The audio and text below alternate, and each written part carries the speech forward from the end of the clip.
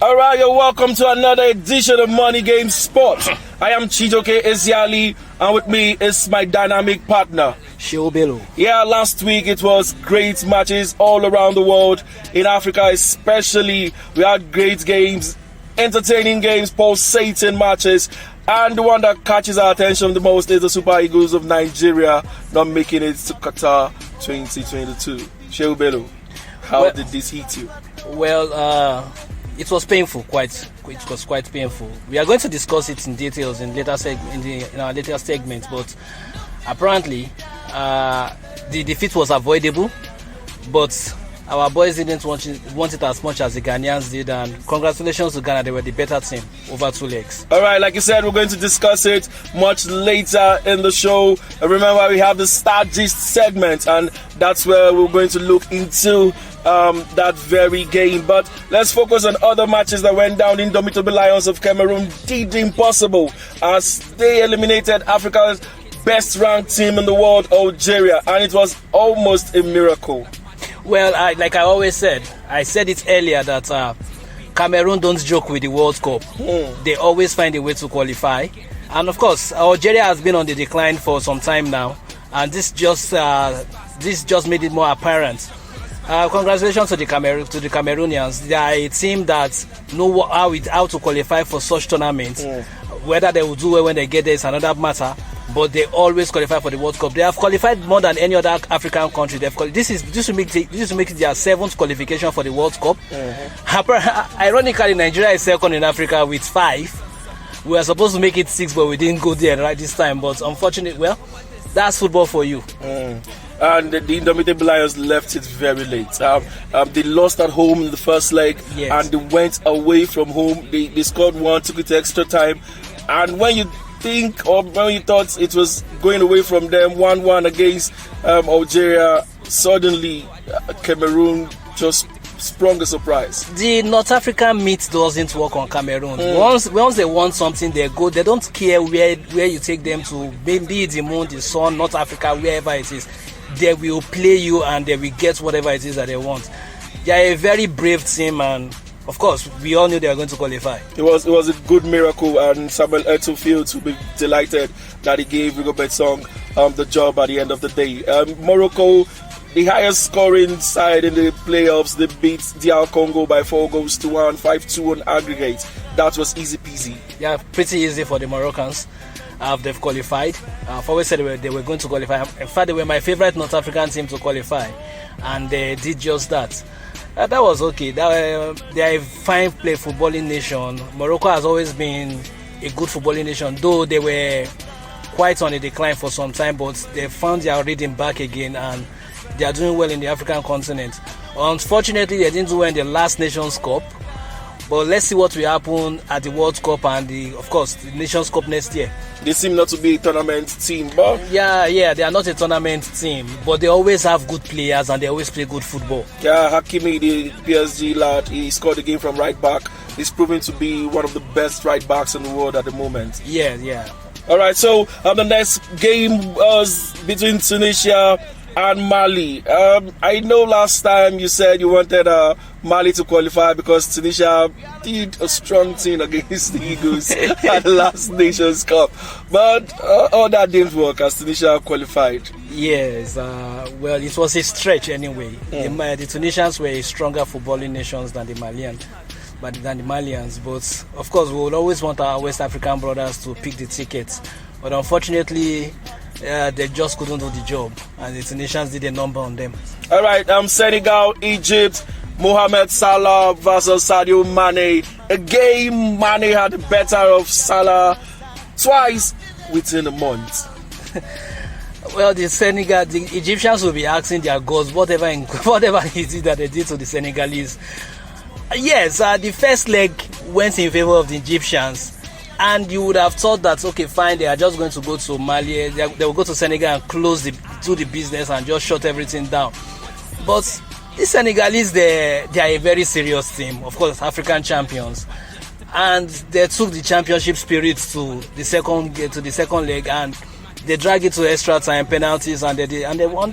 And of course, quite painfully, Mohamed Salah lost penalty. So interestingly for me also was the fact that Senegal scored about the same time Egypt scored in the first leg. Yes. 4 minutes. The two teams just nothing to like separate them. There is really nothing between those two teams. They are just inseparable. They are more or less equals. Yeah, more or less equals. As far as I'm concerned, they are the two best teams in Africa at the moment. Hands down. Hands down. All right, well, we're moving over to Europe. I know you all want to hear about this. Cristiano Ronaldo, at the age of 37, will be appearing at the World Cup come November later this year. They did the job against North Macedonia, defeating them by 2-0. Remember, the North Macedonians defeated or eliminated Italy, the European champions. So it wasn't an easy game for Portugal, but they came through. Yes, Ronaldo will be at the next World Cup if he is fit. You should always put that there. Hold on there. If he's you just literally said the most fittest 37-year-old in the world would be at the World Cup if he's fit. Even if Ronaldo is injured and broken one leg, he will still be at the World Cup. Yeah, well, be assured of that. Every footballer is just one tough kick away from a broken leg. Not Ronaldo. Ronaldo. If he is fit, he will be at the next World Cup. We know that the Portuguese can't drop him. Of course, hopefully this will be his last World Cup. We don't want to see him in the next. He will be 41 by the next World Cup. Who says he can't play at the World Cup at 41? Well, Roger Miller played at the World Cup at 46. 42, yeah. 42. So, yeah, it's possible, but well, it's good for Ronaldo anyway. There's no buts when it comes to Ronaldo. I'm getting sentimental here because it's Ronaldo, guys. Yeah. So Ronaldo is Ronaldo. I don't know what you mean by if he's fit. Ronaldo will always be fit. If he's fit, he will be at the next World Cup.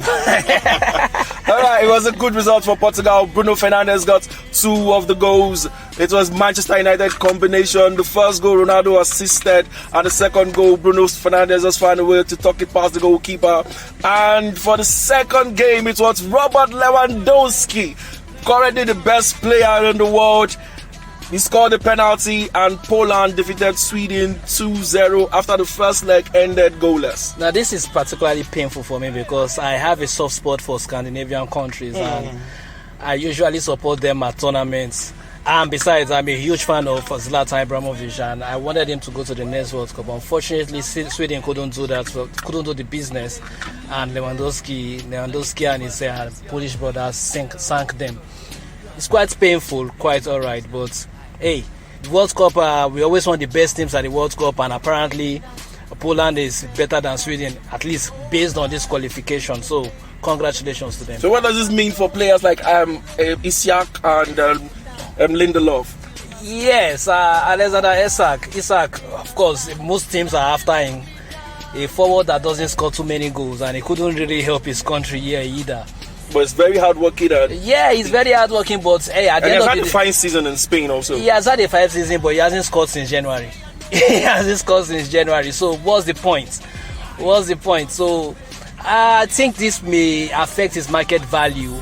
I don't think so, because his club form is very good, and most clubs buy players based on their club form. Yes, but if you go to the World Cup, it gives you a better chance of landing a bigger club, and of course your club's increasing your market value. If you had gone to the World Cup and performed well like he did at the Euros, definitely Sociedad will be pretty happy. But unfortunately for them, unfortunately for him, it didn't help his country to qualify, and we just have to rely on his club form to get a big club, right? All right, after the international break, talking about value, exciting football and scintillating games, we return to club football as early as April 2nd. That is Saturday. Liverpool gunning for the Premier League title will be hosting Watford. With Dennis clean or erase the disappointment of not going to the World Cup with Nigeria and dent Liverpool's hope of winning the Premier League? Well, this is the battle of a team that is fighting relegation versus one that is chasing the title. Exactly. Apparently, I will give it to Liverpool. Liverpool are in the form of their life right now, and of course, I hope the knockouts will not really affect Salah. But of course, it will. The result of the qualification for the World Cup is going to put his extra spring on Mane's steps, and hopefully it will not dent Salah's confidence. But by and large, Liverpool are a very solid team, and they have enough replacements in the team, and I'm sure that they should be able to do the business against Watford. So if you're a betting man, would you say Watford could score in this particular game, or Liverpool will run riot? Liverpool will run riot. Whoa, so we should be looking at the 3.5 or 4.5 kind of results. Yeah, something like that. All right, we're looking at Wolves versus Aston Villa next. Wolves is a team made up of Portuguese internationals versus Aston Villa doing pretty well under Steven Gerrard. Apparently, this should be the match of the weekend right now, because Wolves are a very exciting team to watch. They don't really score much, but they defend very well. And Steven Gerrard is doing quite well at Aston Villa. Remember their last match against Arsenal, and it was quite competitive. Though Arsenal dominated that match in the first half, they came out in the second half swinging, and they really put Arsenal to the test. Of course, if you want to watch good football and if you want to support Steven Gerrard, I'm sure you should tune into this game. This should be the biggest game of the weekend. Yeah, we're also looking at Chelsea hosting Brentford. Brentford with Christian Eriksen. He's just going through leaps and bounds at the moment. Out from a cardiac arrest. He got his first assist for Brentford, went over to the national team, scored a goal with his first touch, and is coming back to play against Chelsea. What a miraculous recovery. What a guy. Yeah, but I'm sure Eriksen will be tired of people hugging him on the streets and hugging him on the field right now. The man just wants to play football. He just wants to play football. But hey, Brentford are no match for Chelsea on Chelsea's day. But what you should always give to Brentford is they are a very hard-working team, and on their day they can actually upset any team. So I think Chelsea will do well not to underestimate them. Though people still think Brentford are going to get relegated this season, but I doubt it. I think they have enough to survive the drop. All right, the last game for Saturday in the Premier League is Manchester United hosting Leicester City. Ndidi, we're not sure if he will be available for that game. Iheanacho is going back to club football. We don't know if he will start ahead of Dakar, but Manchester United have Cavani waiting, Cristiano Ronaldo and Bruno Fernandes, fresh from helping Portugal to the World Cup, going back for that game. This is a very difficult match to predict. Both teams blow hot and cold. You can't really say which Manchester United team is going to turn up, and you can't really say which Leicester City team is going to turn up. Of course, both teams on their day can defeat any team in the Premier League. But what I will always assure, what this match promises is excitement. I mean, despite the fact that Manchester United have had their troubles in recent times, they are still a very exciting team to watch. There's the same thing with Leicester City. Brendan Rodgers is an exponent of attacking football, and he is going to insist his team go out there and try to entertain and win at the same time. So if you want to watch an exciting match, I think you should focus on this one. For the fact that Brendan Rodgers is having some of his defensive covers coming back, like Fofana is coming back from injury, Evans also is coming back from injury. I think that helps them to stop leaking goals, because they've leaked a lot of goals this season. Yes, and they are the worst teams when it comes to defending corners. They've conceded more goals from corners than any other team in the league this season. But let me shock you here. United have scored just once from corner kicks this season. Oh, okay. Now, well, at least you can always say that nobody is going to score from corners.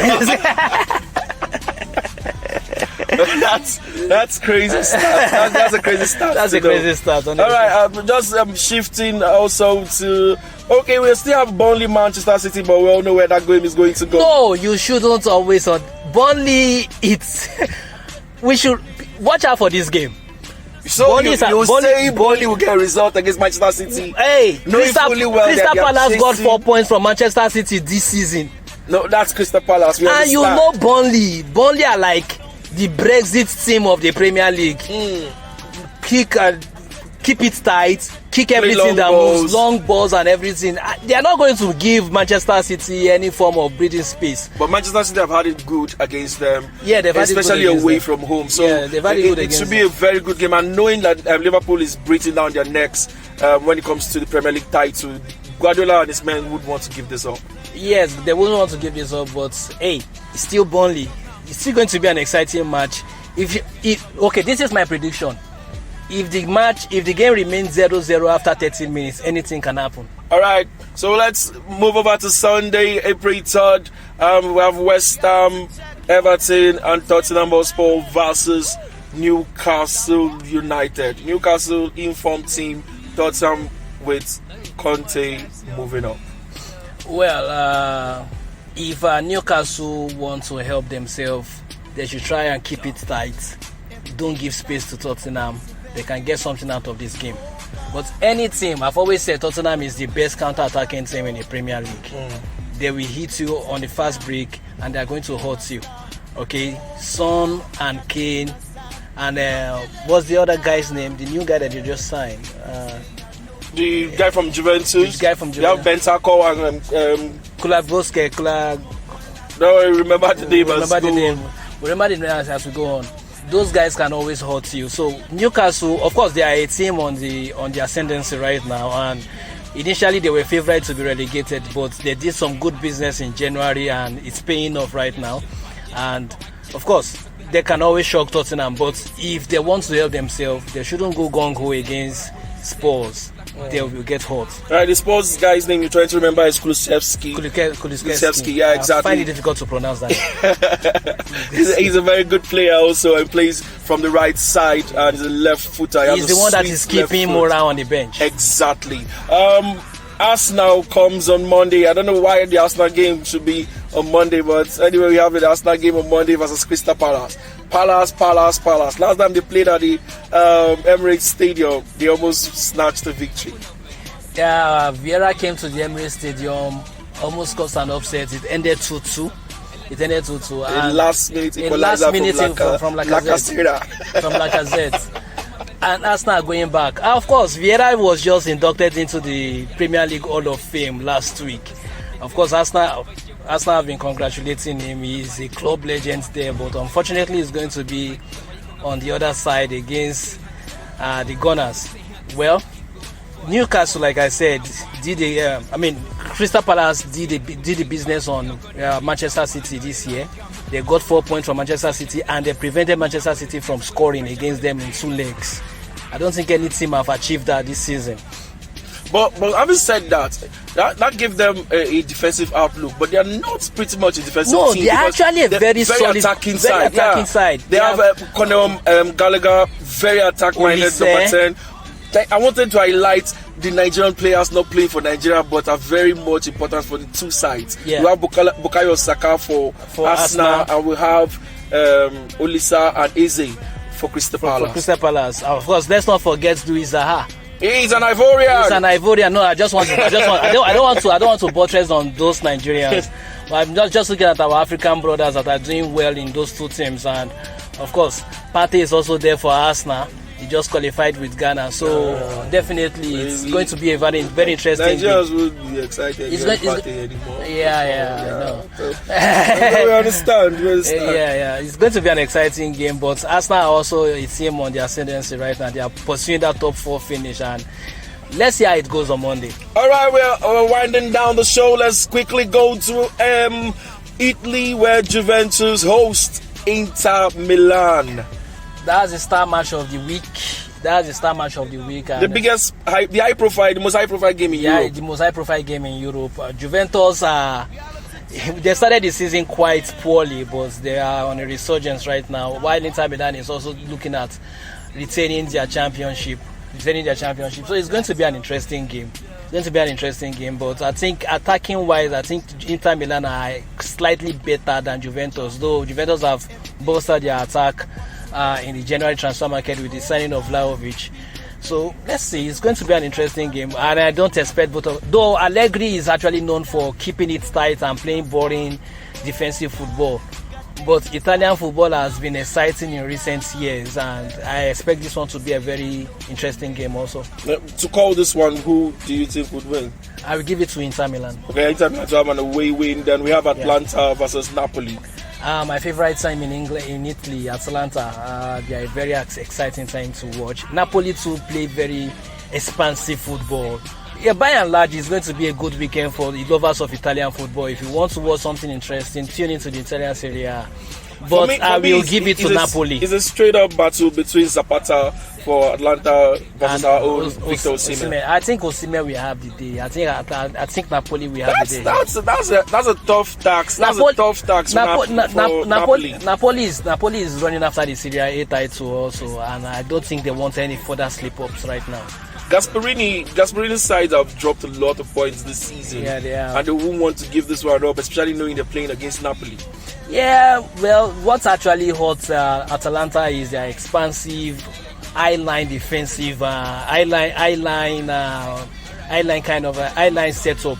That is what is going to work against them when they play Napoli, because I think Osimhen is going to have a lot of joy hurting them when the time comes. All right. Because of time, we'll just quickly read out the remaining fixtures in the La Liga. We have Celta Vigo versus Real Madrid, Barcelona versus Sevilla on Sunday, and the Bundesliga. We have Dortmund, Leipzig, Freiburg versus Bayern München, and that takes us to the start gist of the week. This is our last segment every time on Money Game Sports. And you have it now joining.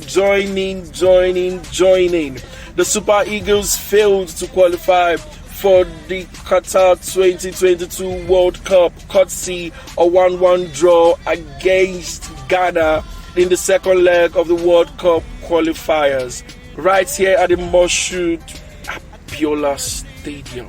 What went wrong with the Nigerian team? Do we need to change the manager? Do we need to change the team? What did we do wrong? Obviously, the manager should be changed. I have never really been a fan of a Guavon's system of management. His insistence on playing nostalgic football, insisting that we are a team that traditionally play from the flanks. I wonder what tradition has to do with football these days. I mean, the Brazilians are traditionally known for playing samba football, but right now, they are the most cagey team in the world. They play the most pragmatic football. Tite, their coach, play the most pragmatic football you can think of. Tactically, he got it wrong. Of course, I wasn't one of those that believed that Ademola Lookman should have started that game. Those guys are pretty raw. Especially Ademola Lookman, is pretty raw to African football. The kick and follow, jam body like kind of football we play in Africa is something that is new to him, and he obviously struggled. Of course, where I believe Nigeria finally lost it was in the second half. Fine, we've had serious issues with defensive midfielders during these qualifiers. Indeed, it wasn't able to make it. We lost 2 defensive midfielders in both legs, and by the time we were coming in for the second half of the second leg, it was 1-1, and we are chasing the game. We need a goal. What was supposed to be our substitution? We are supposed to be a bit more progressive in our substitution and take more risk.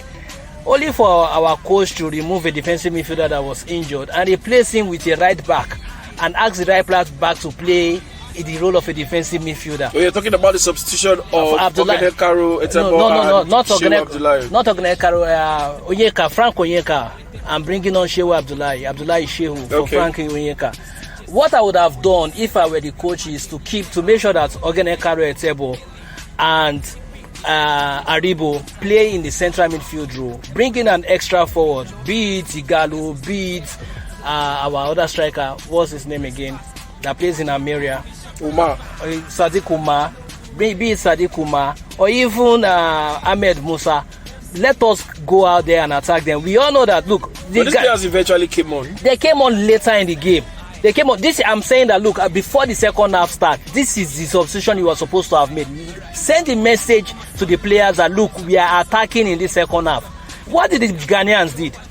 They came, as soon as the second half was about to start, they made 3 substitutions, 2 defenders and 1 winger. The message was clear. We are defending this lead. That is exactly what they did. They changed to a back 3. Five, or you can actually say a back 5. 3 center defenders. Initially, in fact, another thing is this: the tactics, the approach to the game was pretty wrong. Why did we start playing route 1 football, kick and follow? And of course, even if you are going to play that kind of system, you should go with 2-man strikers so that once one go for the header, the other one will go with the follow up with the loose ball. But we leave only Osimhen up front to be battling with 2 different Ghanaian centre backs. And at the end of the day, when Ghanaians changed to 3 centre backs, Osimhen was battling with 3 different guys. Only him alone, only him fighting with 3 centre backs in the second half. And of course, the forward players were too far from the 18-yard box. So even if you are playing Route 1 football, the energy wasn't there from the forward players to get into the box and try to hit the loose ball. Ghanaians beat us to the second ball in both legs. First leg and second leg, we went winning the second balls, and that was what determined the game. So we lost it tactically, we lost it when it comes to coach's decision, and we lost it when it comes to the style of play. When you decide to play Route 1 football, it shows that you are sending two different messages. One, the coach lacks the tactical nuance to arrange and play a progressive style of play that is going to open up defense. Second, you are also telling your opponent that you lack the technical capabilities in your team to open them up.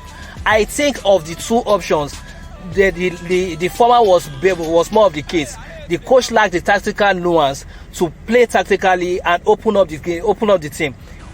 When it comes to technical capabilities of our players, it is all there. We have players that are very good technically, but tactically, our coaches were not there. All right, you've taken the blame away from the players and put at the footsteps of the coach. Looking at the game again, it could be said that our players tired out in the second half. Yes. But nobody is saying anything about the players. Yes, when you say the players tired out in the second half, and that was because they were repeating the same thing that wasn't getting results. There was no technical or tactical instructions from the bench to allow them express themselves in another way. They kept on playing the same thing. Route 1. At the end of the day, they were mentally fatigued, and it tell on them in the game. At that point, if the Eagles had a leader on the pitch, don't you think they would have done something different and better? I think they had a leader. Of course, our captain was a leader. He showed leadership when he took the ball and decided to play the penalty himself. No, that's no responsibility of a leader. That's responsibility. That's out of training. And he could have said Osimhen should take the penalty and just start back. But Osimhen has been the one taking our penalties all through the qualifiers. But he saw that the tension in the stadium was high. If he loses that penalty, of course, Nigerians are going to come for him. But the guy displayed courage and leadership and went there and took it and he scored. That is leadership. But basically, what the players did... I don't think that was the kind of leadership we were talking about. What I just felt was that there was no technical input from the bench. Okay. I hear you there.